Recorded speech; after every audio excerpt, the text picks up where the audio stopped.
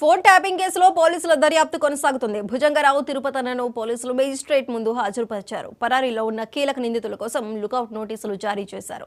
SIB మాజీ chief Prabhakar రావుతో పాటు task force మాజీ డీసీపీ రాధాకిషన్, ఓ ఛానల్ ఎండీకి లుకౌట్ నోటీసులు జారీ చేశారు. ప్రణీత్ రావు అరెస్టుతో ఈ ముగ్గురు విదేశాలకు వెళ్లారు.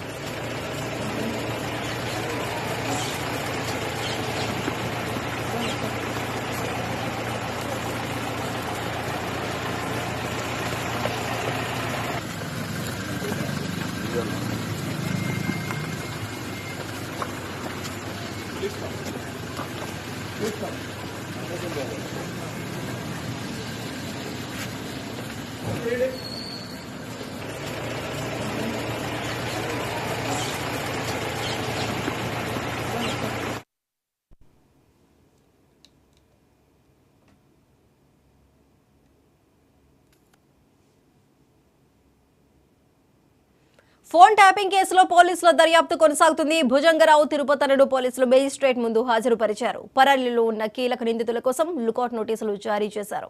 అయితే దీనికి సంబంధించి మరింత సమాచారం మా ప్రతినిధి గోపి అందిస్తారు. గోపి, చెప్పండి.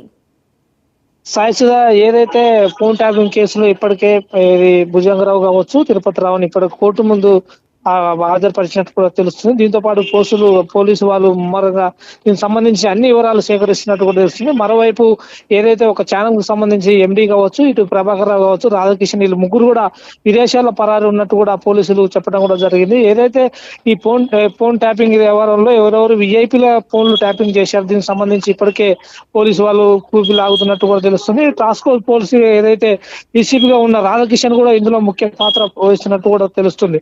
ఏదైతే బీఆర్ఎస్ పార్టీకి అనుకూలంగా సంబంధించి ఏదైతే నాయకులు ఎవరైతే ఉన్నో వాళ్ళ ఫోన్లు ట్యాపింగ్ చేయడంతో పాటు వాళ్ళు ఎక్కడెక్కడ ఏమేం చేస్తున్నారు దానిపైన ప్రతి ఒక్క విషయాన్ని కూడా కేటీఆర్ చేరవేసినట్టు కూడా వాళ్ళు చెప్పడం జరుగుతుంది. వీళ్ళు ముగ్గురు నిందితులను ఎప్పుడైతే కోర్టులో హాజరుపరిచారో దాంతో పాటు వీళ్ళు ముగ్గురు కూడా విదేశాల్లో ఉన్నట్టు కూడా తెలుస్తుంది. Saisudha. Right Gopi, thank you.